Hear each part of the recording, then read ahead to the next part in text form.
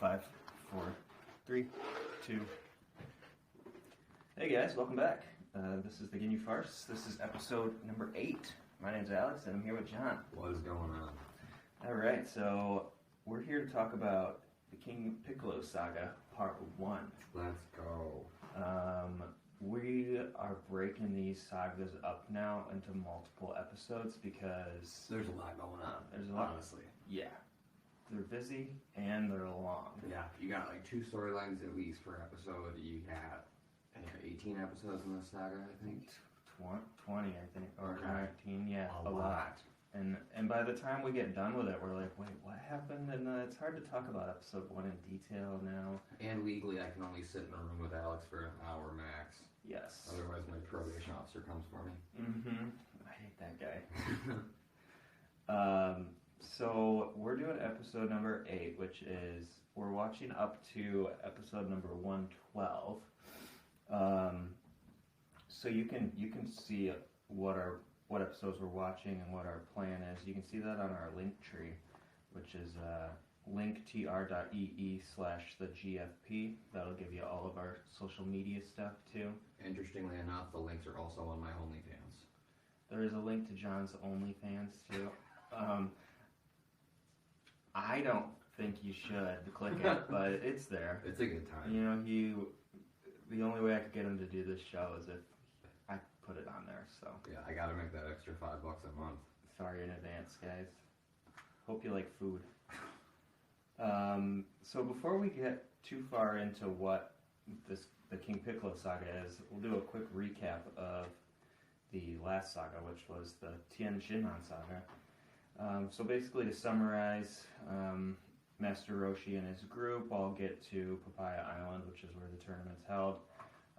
So the members from the Turtle and the Crane schools, as well as Jackie Chun, all make it to the finals. Tien defeats Yamcha, Jackie Chun defeats Manwolf, Krillin defeats Chaozu, and Goku defeats Pampa. In the next round, Jackie Chun steps out of the ring, allowing Tien to proceed to the finals. Goku defeats Krillin in the semifinal, and the final match between Goku and Tien starts. Tien manages to win the tournament by a split second. Tien and Chaozu are convinced to join the Z Fighters, and Krillin is killed by an unknown murderer. Bum, bum, bum. So the saga ends on a cliffhanger, so it gets kind of right into it. Yeah, there's really no break. Yeah, this saga aired in February 1988 in Japan and September 2003 in the U.S. So I probably saw this like when it was coming out for the first time, I would think. I mean, I was 13, so I'd be in middle school. Yeah, I was going to say that this would probably be around when I started catching episodes. Yeah, so the year is still 753. Goku is still 16 years old. John, you want to take the first one? Let's just get right into it. So episode 102, Enter King Piccolo. Master Roshi tells everyone the story of King Piccolo and the war. King Piccolo is shown for the first time, having been freed from the electric rice cooker, spooky. Goku finds Tambourine. And so in this episode we're introduced to King Piccolo, Master Mutaito. You get to learn about the evil containment wave, and yeah. It's a big one. I mean, banger. It's a banger. It's a banger. There's a lot that happens in this episode. Yeah, I mean, and we talk about this a lot, where they set the stage for these sagas, and then what we've seen in the past is just usually a lot of describing of stuff that's going to happen in one of the slower episode, and then this one they really just turn the dial up to 100 and just ramp right into it. Yeah, and I was telling you earlier that like the tone of the show like changes a lot for this saga, and even though like after the King Piccolo and the Piccolo Jr. saga, that's when it's officially considered Z. Really, I think as far as the tone, like this is kind of Z. I mean, as far as like it's not like a comedy show anymore. It's just an action show.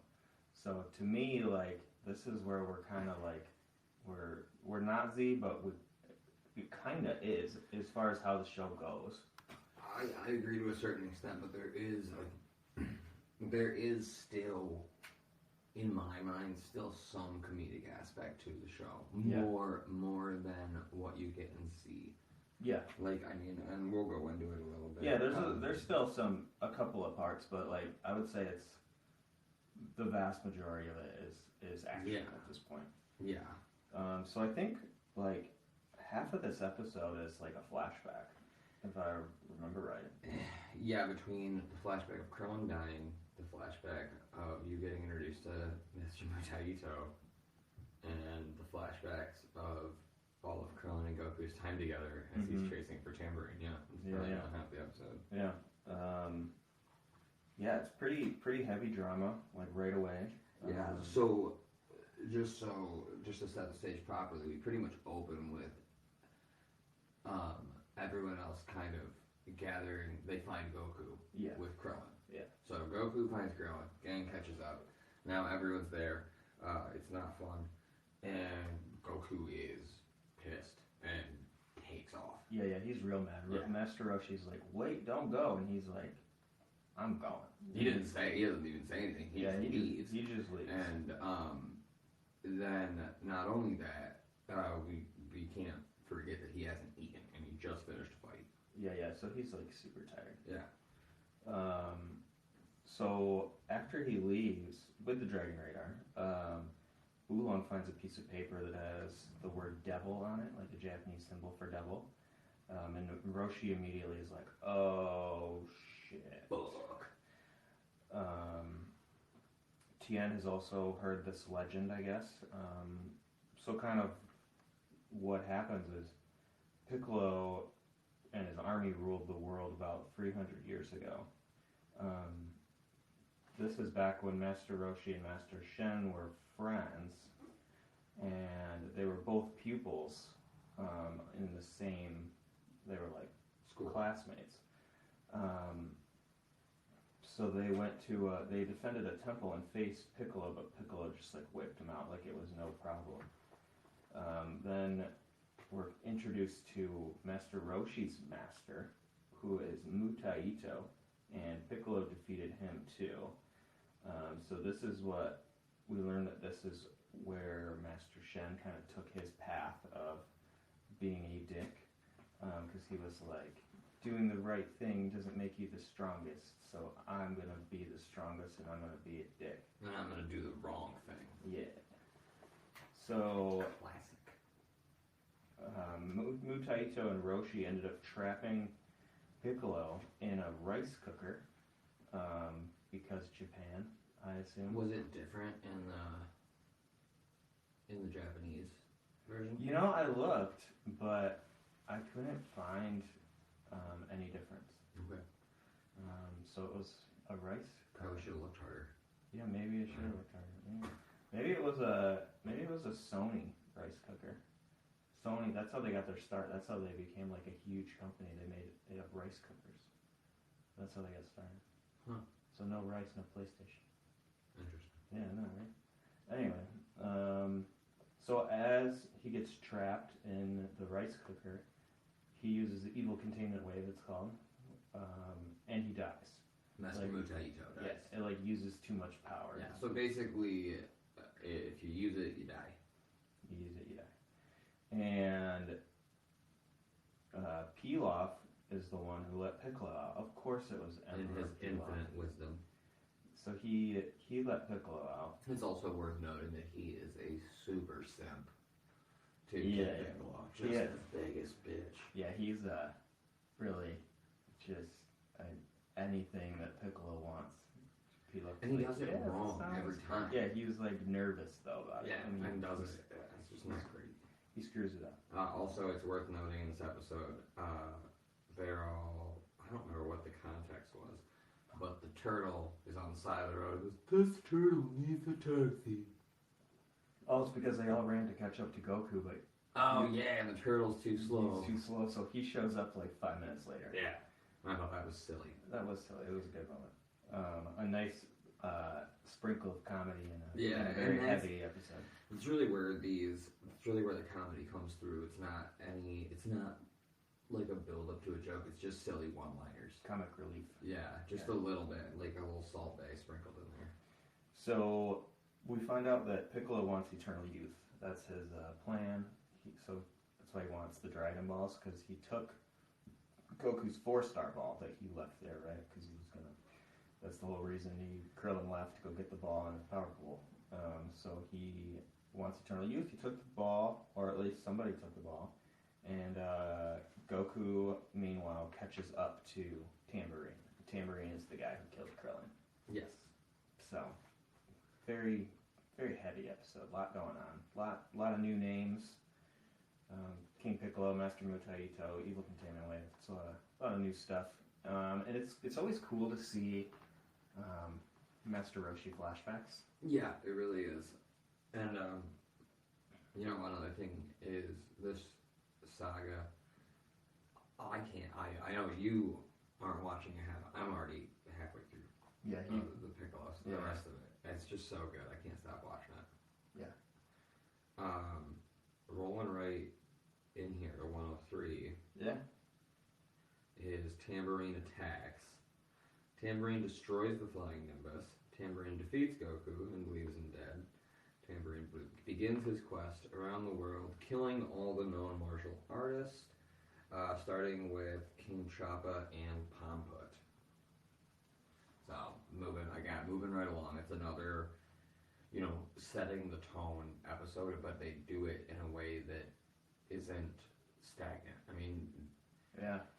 I don't feel like there's much filler here. No, and I think a lot of that is due to them starting to split storylines. You start to see two to three different things, major plot points happening in all these episodes, and there's no room for filler anymore because you're covering so much more. It's not just, oh hey, Goku went from the desert and now he's in a lake. Yeah. And then we'll fill that 30 minutes with whatever we need to. Now it's like, okay, we got this happening, Tambourine's going, Piccolo's going. So yeah, I imagine like Toriyama's just like maybe having a little writer's block, and then all of a sudden he's like poof, and he just starts like he just starts writing like an MFer and just gets all this content. So Goku catches up to Tambourine, which is where we left off in the last one. So then we get another flashback. It's a short one though. We see Krillin versus Tambourine, and we find out that Krillin was killed in one shot. Now granted, he also hadn't eaten and he was tired, but it was one kick. Well, one could assume that he had eaten at that point. Well, they were going to the restaurant though, and he was like, okay, "Oh, but he didn't just fight." He didn't just fight. That's true. He had plenty. He had rested. Yeah, he probably had breakfast. Yeah. He probably had breakfast. So he got kicked in the head real hard and was killed instantly. Goku tries to catch up, but he is tired and he is knocked out very easily. Tambourine, he's no match, really. Yeah, he just gets fucked up. He's totally outclassed, and Tambourine can like punch super fast, and I don't know. I wouldn't say he's outclassed. I just think it's Goku's tired. I mean, we've seen this before. Yeah. I mean, well, at this point, he's outclassed. Yeah. Due to his hunger, and he destroys Flying Nimbus. Presumably for real this time. We don't really know for sure, but I can't remember because this happened. One of the colonels in the Red Ribbon Army destroyed it, but he just didn't think to call for it, and it came back. Yeah, but I was under the impression that the Flying Nimbus couldn't be destroyed, but I also have in my mind that maybe it can. I don't want to spoil anything, but maybe it just takes. Maybe there's a respawn timer. I don't know. I don't want to spoil anything, so we'll just leave it as the Flying Nimbus is destroyed as of right now. So Tambourine leaves after kicking Goku's ass, and because he thinks he's dead. Yeah, he just leaves him in the woods, and he doesn't check a pulse. He just is like he's so confident in his abilities. It's just like he's dead. But he doesn't realize Goku's a special boy who can take a real beating. Yeah. So that would have killed a normal guy, no problem. So while that's happening, we also get the rest of the gang that's getting ready to go back to Kame House. Like Yes. they're taking care of everything that Goku left behind. You know, things gotta get moving. Krill's body's gotta get moved. They have a special kind of capsule that can keep bodies fresh, and then we also learn that you can actually capsulize dead people. Pretty neat. So, Pretty fun neat. fact. I would love to know if you can do it to alive people. Yeah. The physics. of I'm that. assuming you can't, because then why would Bulma have went through that trouble to make that shrink watch? She Yeah. could just go in a capsule. But you can't see in a capsule. That's You true. probably can't breathe in there either, so. That's true. Yeah, you'd probably be like holding your breath underwater or something. But we learned that Tambourine also stole the tournament list, which has every fighter from the last 10 years, which would have been the last 3 tournaments. So it has everyone who participated. We also start to see Tambourine carry out his mission. He kills King Choppa and Pampa. He just one-shots everybody. Yeah. I mean, he has the insta-kill on and just kind of... Yeah. This is a running theme kind of through the next couple episodes. You just start, Piccolo's just picking them off. It's cool that they like revisit those old characters though. It was cool. I liked it. I was happy that it wasn't just like him saying like I killed King Choppa. We actually see like A little character again, and he shows up and Yeah. and he kills Pampa like in a boxing ring, like he's in a match.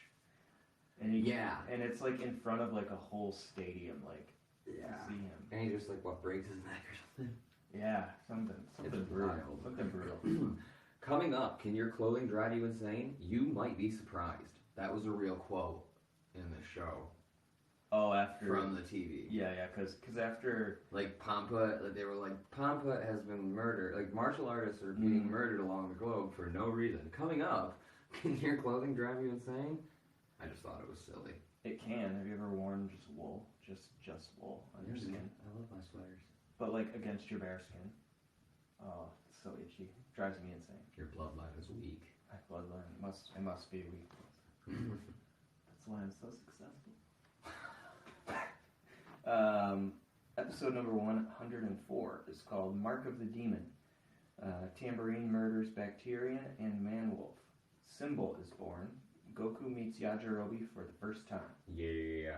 We're introduced to a lot of characters in this. We get Piano, who's sort of like a pterodactyl, like he's almost like a right hand, like an advisor Yeah, pretty much. to King Piccolo. We get Symbol, and then obviously Bacterian and Man-Wolf again. So I think right at the beginning, he kills Bacterian, if I remember right. And he's like, and Bacterian is homeless. Yeah. We learn that he's homeless. I He's mean, like, are you surprised? no, based on his scent, I'm not surprised. Yeah, I think that he chooses to be homeless. Yeah, so he's like, because it's like in a back alley, and it looks like somebody's like walking by and thinks it's just like a back alley fight, like normal, just normal homeless stuff, and it's not. And It's murder. Bacterian's dead, and then the guy, I remember he sees the paper and he like freaks out, so he must like know something. But we see Piccolo lay an egg From his mouth. from his mouth. Right from his mouth hole. And it was, it's gross. Not gonna lie. It's a gross little At part. first, I thought it was gross, but then I was like, it's better that it comes out that way than. It's gross either way. I'm talking about like the way they animated it. It's they really make it pretty grotesque. It's almost like how a snake's like jaw, and like how you can see food inside its kind of body, and it like its throat like swells up super big, and the egg like comes out. And, but he like comes out as a full blown monster. He's not like a baby. So he gives Symbol a plan, which is to get the Dragon Balls. So Symbol's getting Dragon Balls. Tambourine is killing martial artists. So it's he's got a plan. He's a man of action. Yeah. He doesn't screw around. No, this is definitely the most intelligent villain we've seen so far in the show. He gets right down to business. Yep. No dilly-dallying. Just a quick throw this out there. Every time he does the egg laying thing, he does age. Yes. So that in his aging, and he likes melon soda. He does like melon soda, and I thought that was an interesting choice. Yeah, I did too. Maybe that's a Japanese thing. Like, do you think it's squirt? Like he's drinking squirt? No, I would assume he's drinking Sun-kissed? No, I was gonna say he's probably drinking a melon soda. It's probably something that's popular in Japan. Oh yeah, you know it probably is. That's what I would guess. I like to think it's Mountain Dew. Okay. I think King Piccolo would drink Mountain Dew. Diet Mountain Dew. Diet Mountain Dew. Yeah, Diet Mountain Dew. You're right. So, meanwhile, while all that's happening, Goku is really just running on fumes. He is trying to find some food, gets beat up by a kangaroo, which was silly, and eventually steals the lunch of who we'll find out is Yajirobe. Yeah. But at this point, it's just a husky guy with a sword. Yeah, he is so weak. Literally, a kangaroo beats him up. Like, he's like weaker than just like a normal guy at this point. Like, Hercule could beat him up. Yeah. Right now, which is crazy. And then he sees like a giant fish. I think it is a fish over a fire. Big old fish. And he's like, "Oh hell yeah!" And he just jumps on it and just starts eating it like a crazy person. Yep. And then somebody's like, "Hey, that's my food." And then that's kind of where it cuts off. And then that's pretty much all you need to know about Yajirobe in a nutshell. Yeah. I mean, they really get his character nailed down quick in the show. They do. Then on the third point here, the gang is now back at Kame House, and they're trying to make a plan. You know. Mm-hmm. So they're like, okay, we need to get the Dragon Balls. What are we gonna do with the Dragon Balls? We could bring Krillin back. We could wish for them to kill King Piccolo, and then as it's happening, you are starting to see that these martial artists are getting picked off, and they kind of realize what's happening. So they realize, we got to get the fuck out of Dodge. Yeah, they're coming for us. Yeah. So they take Kame House, put Kame House in a capsule, and then go into hiding so they can make another Dragon Radar because Goku took off with the other one. Yeah. So they go into like the mountains somewhere. Yeah. Which is also kind of by the ocean. Some remote cliffside. Yeah. Which we find is not really that remote. That's not a very good idea. Yeah, it's definitely not. And you probably shouldn't have like your house pink. When you're, I just work here, man. Paint it green. I'm just saying. Paint it brown. So, moving into 105, here comes Yajirobe. This is fun because Yajirobe goes, "You stole my lunch," and Goku's like, "I don't steal." And we're like, "Well, bro, you did. Somebody's fucking wrong." Yeah. Well, Goku, you clearly stole it. I mean, come on. It was a prepared meal, and you just took it. You stole it, man. There's no, guilty. Yeah, on all counts. And so they argue about that for a good portion of this episode, honestly. Yeah. And, meanwhile, Symbol is heading towards Goku and Yajirobe because Yajirobe has the one-star ball. Which, after they get done arguing and Goku sees that he has the one-star ball, I think he tells him, like, "Hey, just so you know, there's a monster that's going to come and kill you if you have this ball." And I think Yajirobe's response is it delicious? Or something like that. He just wants to know what it is. Because Yajirobe's pretty strong, right? Because they fight, and they're pretty even. Yeah, so... It's crazy. So, keep in mind, Goku's now eating again. And I think they get into a fight, and Goku... has a little inner monologue, and Goku kicks Yajirobe as hard as he can. And Yajirobe just gets up. And then they go in a monologue in Yajirobe's head, where Yajirobe is like, "I've never been kicked that hard in my life," but he still gets up like it was nothing. Right. So one can assume that Yajirobe is running with the top echelon of people that we've seen in the show so far. Yeah, he's super strong. I like Yajirobe's character. Yeah. He's got a sword. He is pretty antisocial. He just wants to be left alone, and he just wants to eat food and kill stuff with his sword. Seems like, pretty reasonable guy, honestly. Yeah, murder and culinary delights. I like it. And then Goku is like trying to kind of stick near him because of the ball, and Yajirobe's like, "Can you please go away? I don't want you around." Yeah, well, I mean, and that's fair, considering Goku just stole his lunch. Right. I wouldn't want that guy around. I'd be like, "Who is this guy? He steals my food, now he won't leave me alone." Yeah. So, jumping back, while it's happening, the fighters all get set up, or the non-fighters plus Yamcha, who's still healing from his broken leg. He's crippled. Yeah, he's still crippled. They're all set up on the remote island. Roshi, Tien, and Chaozu move forward, and Bulma makes a cryogenic chamber. Yeah, we already covered this, but this is where they put Krillin in a cryogenic chamber, and then flashing over to Goku again, Symbol arrives and dies. Well, they play rock paper scissors to see who's gonna fight him.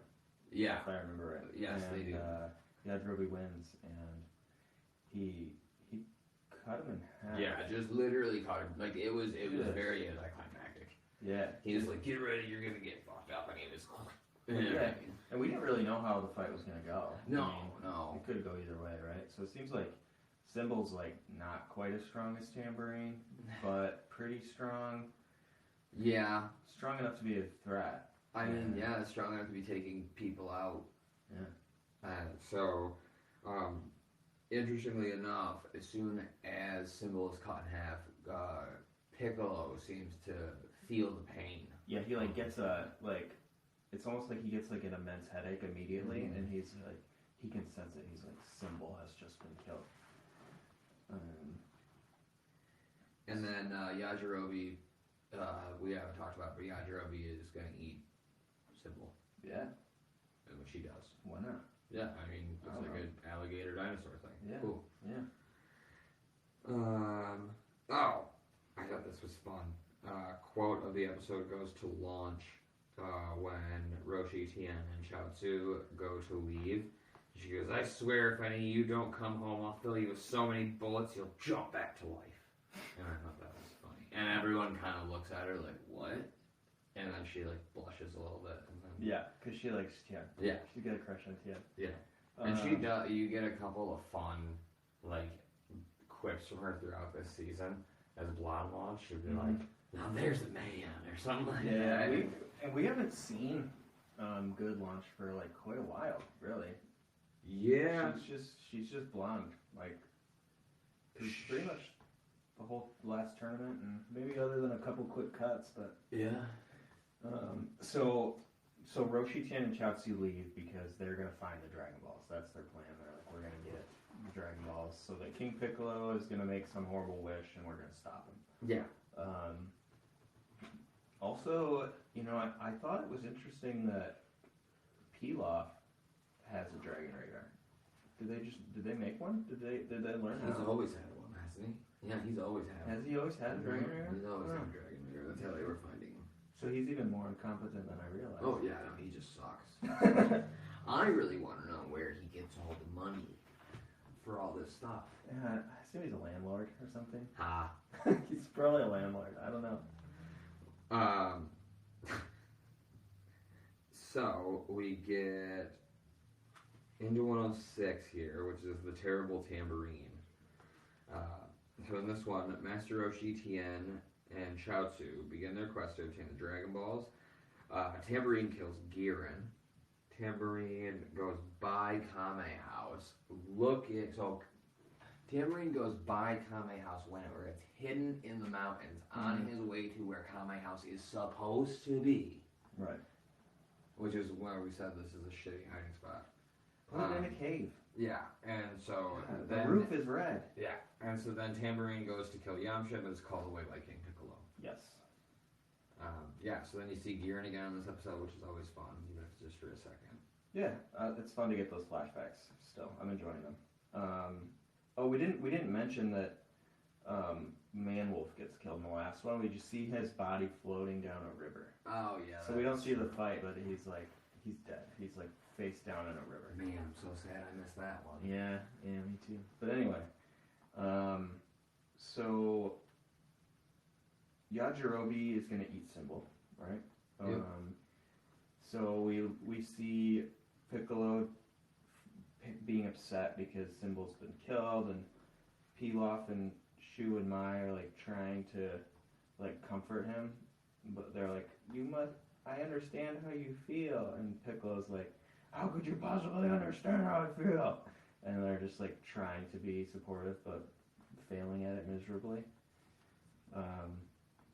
And then we cut back to Giran, and we learn that Giran is back to his. He's stealing from a village, right? Yeah, he's back to being a crappy guy, stealing from a village when Tambourine finds him. Yeah, so they cut to this village, and it's like a very like Disney-esque village. Like it's all these like cute animals that like live in harmony and whatever, but Giran shows up occasionally and just like takes people's food and stuff, and then like daughters or whatever. Yeah, so he's about to steal again, and then Tambourine shows up to like fight him, and so then Giran uses the merry-go-round gum right on Tambourine. It has no effect, and then Tambourine kills it, and the whole village is like, yeah, he's our hero, and he's saved. And the whole thing was Giran was picking on like an old man. Yeah. And then the old man's daughter was the one like, no, don't hurt me, Grandpa. Yeah. And then Tambourine killed Giran, so then the grandpa comes in and is like, thank you, son, you're a great man. And Tambourine just breaks his neck. Yeah, Tambourine just murders, just kills him, just cause. Right in front of the granddaughter. Ah, classic comedy. And then he says something like, I killed him because it was my job. I killed you just for fun. And then he leaves. I'm like, damn, man, you could chill. He needs a Xanax, I guess. So Tambourine is looking for Yamcha next, right? He's got like a sheet of paper, so he like flips to the next one, and it's Yamcha with his face, and he's like gonna go to Kami House. So yeah, I thought he was looking at a picture of like Jackie Chun, and then he was on his way to Kami House, but he gets lost. Oh, is that what it was? So he actually stops by where they moved the house to ask them directions to Kami House. And Yamcha is the one who's like, oh yeah, you're gonna want to go like that way, like, well, however far. He's like, that's funny, we actually just came from there. And I'm like, oh yeah, tell the big green fucking monster that, you useless piece of garbage. Yeah, it was really stupid. And it raises a question. So, does Jackie Chun like list his residence as being Kami House? I would imagine so, but here's the thing. All of those records are supposed to be confidential. Right, true. So, true. No one should be able to do that. Yeah. So wherever they moved Kami House to, it is in between the point of where Tambourine is and where the Kami House is. So he's like flying there. He sees a house, and on the same flight path.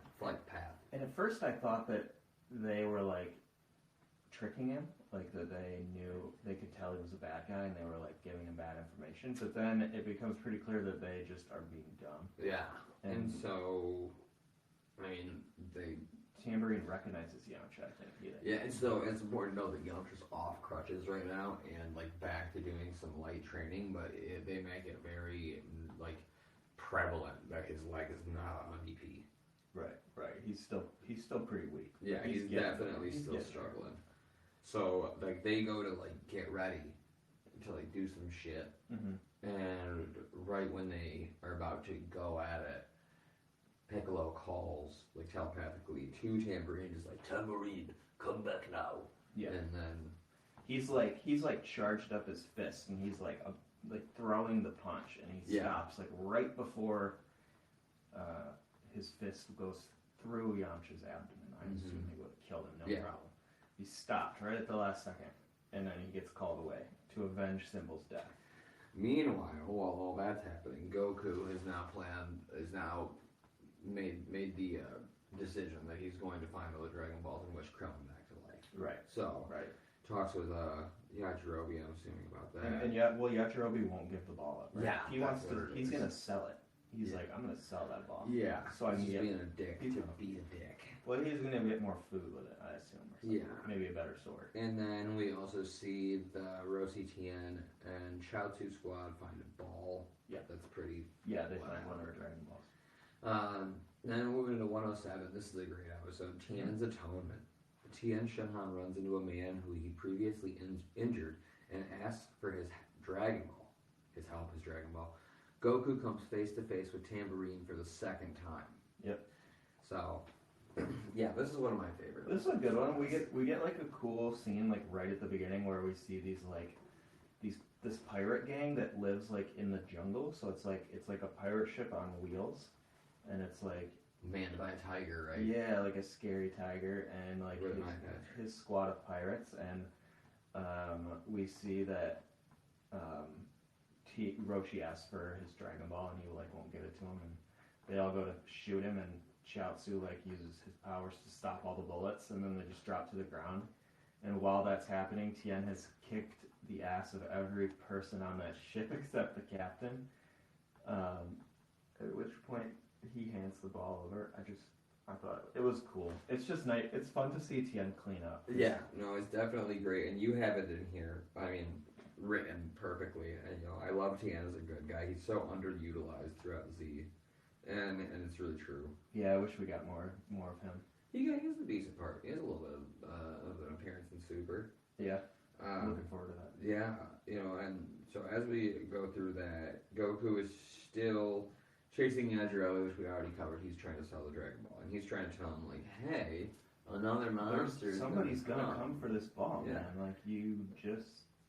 And so you should give it to me because it's gonna happen. So what ends up happening is that when Goku realizes that he's not going to give it up, he's basically like, all right, well, I'm just going to stay close by you because I am looking for the monster that's hunting these balls. So here we go. Yeah. Tambourine shows up, and this is beautiful. In a nutshell, what proceeds to happen is just classic Dragon Ball wrapped up in a nutshell. Right, but that's not till the next episode, though. Oh, really? Sadness. Yeah, he shows up like at the very end of the episode. Oh yeah, I guess he does. Yeah, these bullet points. Because we get a lot of we get a big scene with Tien in the West you're town. right. I suppose we'll cover that. Yeah, ease up, John. I'm getting a little horny over here. I'm sorry. Yeah, you are. I can see your bulge. Haha. So Tien and Roshi and Chaozu go to this like saloon town, like this old West town, where like tumbleweed rolls across the street, and he finds the ball in one of the houses there. He can tell it's there, so he goes inside and he recognizes the guy who lives there, and it's this guy that Tien used to fight, and he like broke his leg. He beat him and then he broke. He yamched him basically. Yeah, he yamched him. So except for this guy did not make a good recovery, and he still has like a crutch and a limp and all that garbage. This Tien seems to enjoy doing this, where he would win fights and then cripple the person. Yeah. To keep him out of commission. Which is pretty. Yeah. Savage. Chill, man. Yeah. But he did. But he's a good guy. He is chill now. Yeah. He is chill now. And he feels bad. So while he's like, please, I'm a changed person, this is different. Turns out the guy's wife called the police. And the police are now trying to pin all the fighters that have been murdered on Tien. Yes, they think that Tien's the guy. Yeah, so Tien is now hands behind his back. They're trying to cuff him, and he says, no. And he busts out of that. I mean, I think it's reasonable. No, it's definitely reasonable. To think that it would have been Tien, because he's like he was just such a douchebag. Yeah, and so what finally de-escalates this whole situation is Roshi. Yeah. Roshi comes up from behind and is like, hey. Well, the captain recognizes him. Well, yeah, and I'll get to that, because the captain, the sergeant, yeah, whatever, is actually the same voice as Piccolo and Mr. Satan. Oh. So, who conveniently is also the voice, if anyone watches any other anime, who's also the voice of All Might in My Hero Academia. Oh. So, all right. So the same guy he's still voice acting 30, 40 years later. Yeah. 40 years later. Jesus. He gets paid. Yeah. Boy's making that bank. So I just thought that was super interesting. And also, the police officer calls Master Roshi the King of Martial Arts. I thought that was an interesting title that we have not heard him called before, and I don't think we hear again. I don't think so either. But it's pretty cool, like, because Roshi's like known throughout. He's like world famous. Yeah. You know, for like Master of Martial Arts. Yeah. So he's like, oh well, if he's with him, then maybe he's not a bad guy. And Roshi's like, this is not the guy you want. Call this off, and he's like, okay, sounds good. And then so then he goes back to begging the guy for his Dragon Balls because the guy is still obviously pissed. Yeah. And so Tien actually goes down on his knees and is begging the guy like to forgive him. And it's like, you know, if you want your revenge, like break an arm or two, like do whatever you need, but we need the Dragon Ball. Mm-hmm. And eventually the guy's like, oh, I forgive you. And then he's like, you can have the ball as soon as my kid wakes up. And he has a kid, and then I was like, gross. The kid is sleeping with the Dragon Ball. Which is, it's just not a good idea to put a Dragon Ball with your kid. Yeah. Unless your kid is gone. Unless you don't know what it is. I mean, still. Shiny things are good. Kids like shiny things. Accurate. And so that brings us to the end of the episode where Tien and Roshi and Chiaotzu have 3 Dragon Balls. Piccolo's got 1. Yajirobe's got 1. And we don't know where the other 2 are yet. So, and that brings us into episode number 108, which is called Goku's Revenge. Goku takes revenge on Tambourine, who murdered Krillin and the Flying Nimbus. Master Roshi, Tien, and Chiaotzu find another Dragon Ball in an ice cave, and King Piccolo heads to the location where Goku is to avenge his children. So it starts out with the fight between Goku and Tambourine, which is a good fight. It's a fight we've been waiting for, It's short, but it's very satisfying. Yeah, and you get to see all that rage that Goku's been carrying around since the beginning of the season finally come out, and it is dope. I mean, he just crushes Tambourine. Yeah, it was cool. He really just whoops on him. Yeah, and then to the point where Tambourine is trying to escape. Yeah. And Goku takes his power pole out, extends his power pole, jumps off his power pole. While he's going up in the air, he's charging a Kamehameha. Yeah. Flies off of his power pole and fires the Kamehameha and nails Tambourine. And just kills him. Like he kicks off of the power pole and is heading right towards him and takes him out. And Piccolo's not happy about that. Obviously, he feels it, and he's like, "All right, now I gotta murder somebody. I guess I gotta do this myself." So they redirect their course because they're on this flying ship that Pilaf owns, and with all this money he gets from collecting rent, and he heads towards Goku and Yajirobe. Meanwhile, Yajirobe is bummed because he wanted to eat Tambourine. And then we kind of see like a little stock of where all the Dragon Balls are on Pilaf's end, and you see that Pilaf has competition. Mm-hmm. And so they realize that while they're heading towards Goku and Yajirobe. Right. So the balls are now split up into what, 3, 3, and 1? Yeah, because we get a scene where Roshi's gang heads into a cave in like this real like thorny, barren wasteland, and turns out a bunch of like crows have the Dragon Ball, so they take it, and that's pretty much brings us to where we are. They want to use the wish to kill Piccolo. That's their plan. They're gonna collect after they steal King Piccolo's Dragon Balls. They're gonna wish for him to die, and the episode ends with King Piccolo's ship, or Pilaf's ship, being directly above them, above Goku and Yajirobe. So he gets there pretty quick. Yeah, no time wasted. And the ship moves fast. Yep, and same with us going right into 109, which is Goku versus King Piccolo. And I don't know about you, but this fight went about as I expected. Yeah. You see, as soon as he lands, Yajirobe realizes who King Piccolo is. He's heard of the legend, yeah. And he freaks out, and then he's like, nah, Goku, you can have this ball. Yeah. I'm gonna get the fuck out of here. Yeah. And then goes and hides behind a tree. Yep. So he can still watch. Piccolo did underestimate him a bit at the beginning of the fight, and Goku surprises him, for sure. Yeah. You know, Goku's strong. But he knocks him down, I think. yeah, he does. And so, but then pisses King Piccolo off, and Piccolo just. I mean, I wasn't really sure how the fight was gonna go. I mean, I knew that Piccolo was gonna win, but I wasn't sure if it was gonna be like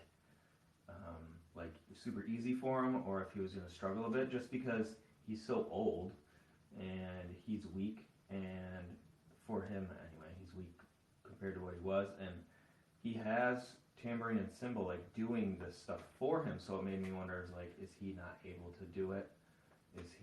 Would it tire him out too much to carry out those tasks?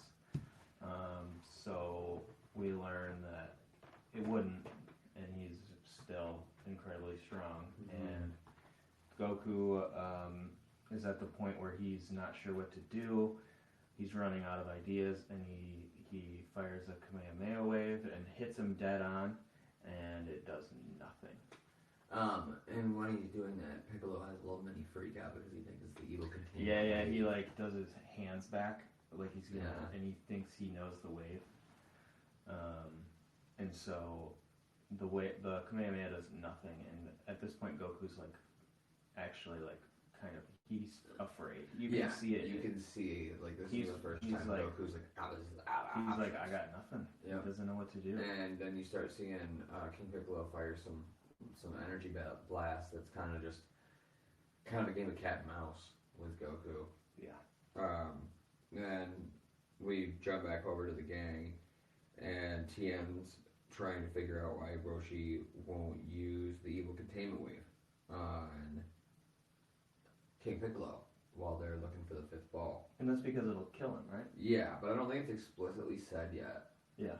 But yes, the wave, to our understanding, whoever uses the wave dies. Yeah, and Roshi doesn't want to die. So. Yep. Reasonable. So Roshi does find the fifth ball under a giant rock in the mountains. He drops it and it falls off a cliff. But I assume they go get it right away. Yeah, they don't show it, but yeah, they don't. It's just kind of a gag, a little bit of a gag. He gets crushed, but he's fine, and then they go get it. I assume. Yeah. Moving into 110, Piccolo closes in.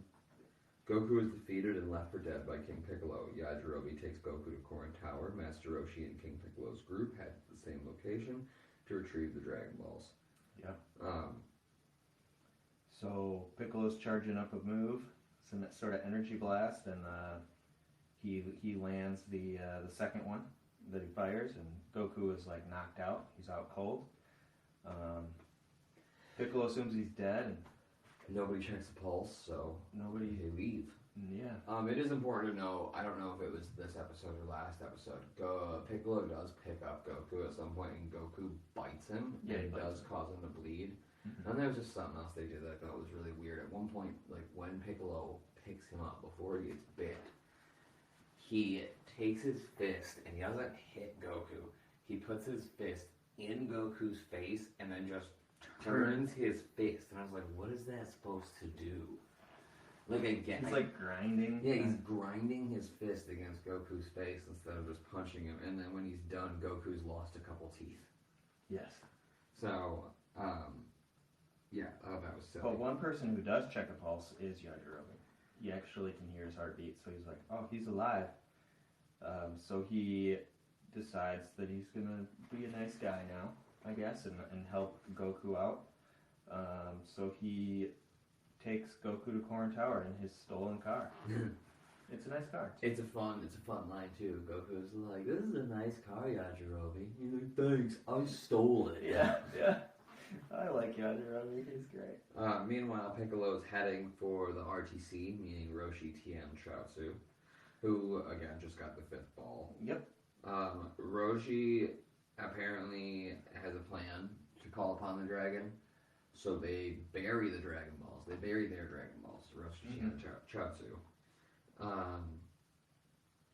Yep, so the plan is, Chaozu's gonna hide, and then Tien and Roshi are gonna steal Piccolo's 2 Dragon Balls while Piccolo's looking for the other 5. And then they're gonna summon the dragon and ask the dragon to take out King Piccolo. Yes, because Chaozu's gonna come out of hiding and make a wish. Yes. So, that doesn't work for a number of reasons. Right. Mostly because Piccolo swallows the Dragon Balls that he has. Yeah, he's like, oh, they're gonna try to steal these too, so he just eats them. Which I was like, okay, I guess we're that's just gonna do that. That's one way to do it. So right at the end, too, you see Tien like, oh shit, like we can't do that anymore. And Roshi's like, okay, like I have a plan, and then he just throat chops or neck chops. He uses Tien. a spray. Oh, does he? Yeah, he's got like a knockout spray. Yeah, like arsenic or something. Yes, he drugs Tien and is gonna do Piccolo all by himself. Yeah. Because the plan is like, if he fails, then at least Tien's there to try to do something. Yep. So, Fun 111. I'll let you take this one, actually. Sure. Roshi's Gambit is the title. Master Roshi dies after failing to seal away Piccolo with the evil containment wave. King Piccolo summons Shenron. So things are not going super well for the group. So it starts with Bulma's party, with Yamcha and Oolong and Puar and those guys. They can see that 2 of the Dragon Balls have disappeared. So that's because Piccolo swallowed them. So they kind of piece together that they're at the Piccolo and Roshi have met up. Tien is kind of trying to stay awake at this point. He's like pretty much knocked out, but not quite. Roshi is standing face to face with Piccolo, and he tells him like, "Oh, we've met before." Yeah, this isn't the first time we've met, you monster. And then Roshi pulls out the rice cooker, and Piccolo's like, "Oh no!" And so Tien says that Roshi will die if he uses the wave, so he must have known. Yeah, I mean, so I guess we're just inferring that, you know, some conversations have taken place. Yeah, must have missed. So Piccolo tries to run. Roshi gets him in the wave. Yeah. Right? Everything's going great. And then the rice cooker decides to fall over. Yeah. And he misses. Yeah. And so now he's dead. Roshi's dead, and Piccolo is fine. He's like out of breath for a second, but he's like, they almost had him. I was not expecting it, because this is all super fuzzy for me. I couldn't remember exactly what happens, and I forgot that Master Roshi actually dies. Yeah, it was crazy. It's not, in my opinion, not quite as emotional as Kron's death, but yeah, and again, you see this instinct in Goku, because he can tell. He knows something's wrong. He feels like something is very wrong. Yeah. And he says that. So maybe he can like sense his power. Yeah, he doesn't really realize that's what it is yet. Yeah, maybe it's life, like sensing the life force, the key of everybody. Yeah. But maybe we just haven't explicitly said it yet. But regardless, Goku knows something is wrong. Yeah, and Piccolo then has all the Dragon Balls, and he summons Shenron, while Goku and Yajirobe are continuing to head towards Corn Tower. Which he seems to have a really good idea of where Corn Tower is. He can just be like, go left, or whatever. I think it's geographic. I mean, keep in mind, this kid has already probably traveled over the entire world many times over. Yeah. So, I mean, his directional sense has got to be better than mine or yours. Yeah. Just from spending as much time in the air as he did. True. So, moving on to the final one that we're going to cover in this episode. Yeah. Is King Piccolo's wish. So, Chaozu is killed by King Piccolo. King Piccolo has his youth restored by Shenron. King Piccolo murders Shenron, causing the Dragon Balls to be destroyed. King Piccolo betrays the Pilaf gang. Yep. So, we get to meet Shenron. You get to meet King Furry, who is the king of the world, I guess. Who we learn about, yeah. And then Upa and Bora come back too. Yeah. Bulma's party's like, what's going on with the weather? Like, shouldn't they know at this point? You would think. I think it just takes everyone a second to really think about it. And so Tien tells Chaozu to make a wish. Yeah, Tien uses... He's like, Chaozu, he talks to him telepathically. Yeah. And he's like, Chaozu's like, I wish for King Piccolo too. And then he's got one word left, and King Piccolo kills Chaozu. So King Piccolo gets his wish. He becomes young again. He's a little more green. He's greener than he was. He's more muscular. He's more threatening and intimidating. Yeah, he's younger. Yeah, and he looks more like... He looks like a real villain, like a badass. Yeah, he looks closer to Piccolo and less like Nami. Yeah. And so then he, and the one thing I gotta give to Piccolo is the man is efficient. He as soon as he got his wish, he immediately blew up the dragon. He killed Shenron. Yeah. I didn't even know you could do that. Yeah. I assumed that Shenron was like immortal and he couldn't be killed. That was crazy. I was like, what? I couldn't believe it. Yeah. I couldn't believe it. He killed Shenron. And, obviously not forever, because we see him come back. But for this specific instance, I think it's pretty interesting. Then Piccolo has a to-do list that he's going to accomplish very quickly. Right. And the first thing he has to do is get rid of Pilaf, who so throughout this entire thing, Pilaf has been under the impression that once Piccolo conquers the world, he was going to get a piece of the pie. Pilaf. And as we've gone through this arc, it's gone from different amounts. Yeah. At first it was like a half, then it was a quarter. Now we're settling on some swampland. Yeah. And so at the very end, Pilaf has a bright idea, and he's like, given our success, maybe we should renegotiate. Yeah. And Piccolo is like, okay, you know what? Here's the deal. You can have as much as you can carry on the way down. Yeah. And then he literally drops them like 30,000 feet out of the sky. Yeah. They're like, it looks like they were gonna like walk the plank, but he just like, he makes a gust of wind and it like takes them off the ship. Which, honestly, I'm kind of surprised it took him that long to do, because you can tell he's extremely irritated by Pilaf. Yeah. Which, just like we are, very irritated by him. He should have just been okay with, the panhandle. He could have had the top of Florida, but instead he got greedy and now he has nothing. Yeah. So, but before that he's like, I need to go see the king of the earth. Who's a dog? And I was like, there's a king of the earth? Like, I didn't know that's how, this is a one world government. I did not realize that there was a king of earth. Yeah. And he has a castle, and he is a dog. His name is King Furry. King Furry. Which, if anyone has watched Dragon Ball Z Abridged, they also called him King Furry, and I thought they made that up. Yeah. I didn't know that was canon, so that's really funny. That's his real name, yeah. I mean, the name is pretty funny. He's not a furry. No. But his name is King Furry. He doesn't look like a furry. He's not. Looks like a fucking dog. He's a fucking dog. He looks like a, yeah. He's just like a middle-aged, kind of slumpy guy. No, he's just a dog. Well, he is a dog, but I'm saying he's not like a muscly, sexy animal like a furry is. He's just like a... Do you have something you want to tell us? You know what furries look like, John? Yeah, I've never described them as sexy before, though. Well, that's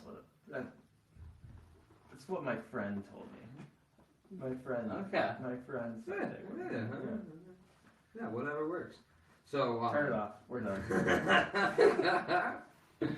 So continuing onward, Goku and Yajirobe continue towards the tower, and they finally get there. Yeah. Which were greeted by Upa and Bora, and this is one of my favorite things in this whole part, because Goku lands, looks at Upa, and goes, "How have you been, Upa? You've gotten so tall." And there's like a 2 or 3 second pause in dialogue, and Upa goes, "Yes." And that's it. That's all it was. That's all she wrote, and I thought it was really great.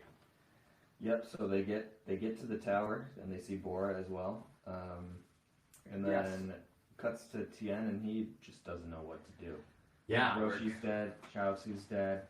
Piccolo has cleaned up and left. He's seen firsthand exactly what the evil containment wave, or what the toll that it takes on your body. Like, there's no, he knows what it's gonna take. I mean, if he wants to defeat King Piccolo, I think we've finally seen that. And there's nobody alive that we know of that knows the wave. Shenron has been killed, so they can't make a wish. Well, even if Shenron wasn't destroyed, they still would need a year. Right, they would need a year. Yeah, so it's not looking good. And I think this was a pretty good spot to stop because it kind of ends like right as it's starting to ramp up, and I'm excited to continue the saga. I know I would rank the saga very highly, but I can't really say for sure until we finish it. Yeah, no, I don't think that we'll be rating anything until we get towards the end. Yeah, so what else you want to say, John? I wish you would get off your ass and catch up. Well, I don't want to get too far ahead. It's tempting. I'll probably watch one today. Yeah. I'll probably watch one today. Yeah. But we're going to do the next one either next weekend or the weekend after. Yeah. Depending on how fast we go. And, I'm excited to keep going. The saga's been great. It's been great. We're really getting into the meat and potatoes of the show now. Yeah, and it only gets better from here. Just from there's more. You get to see Corrin again. Yeah. I won't go too much into it, but there's some good stuff coming up, and even after Piccolo, season 5 is fantastic. Yeah. So cool. Thanks for listening, guys. Eat your vegetables, drink your gravy. Don't drink gravy. I don't think you should, but we'll see you guys.